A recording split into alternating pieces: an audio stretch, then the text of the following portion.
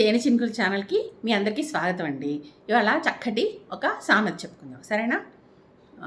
ఏంటంటే, వాయసాన్ని నీట ముంచితే హంస అవుతుందా? వాయసం అంటే ఏంటి? కాకి. కాకి ఎలా ఉంటుంది? నల్లగా ఉంటుంది కదా. దాన్ని పాలల్లో ముంచి తీసామనుకోండి, హంసలాగా తెల్లగా అవుతుందా? అవలేదు కదా. అలాగే చెడ్డవాడు మంచివాడు కావడం కూడా అంతే దుర్లభం అని అర్థం అనమాట.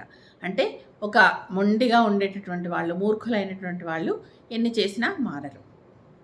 ఇంకోటి అదే అర్థం వచ్చేలాగా ఇంకోటి ఉంది హిందీలో, కవ్వా చెల్లె హంస్కి చాల్. అంటే కవ్వ అంటే కాకి. కాకి హంసలాగా నడవడానికి ప్రయత్నిస్తుందట, అంటే అనుకరిస్తుందన్నమాట. అది అర్థమైంది కదా.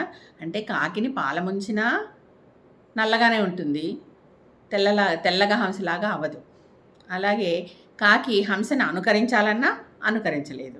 ఎందువల్ల అంటే హంసలాగా అది నడవలేదు కదా. హంస చక్కగా అందంగా నడుస్తుంది, కాకి ఎగిరిపోతుంది.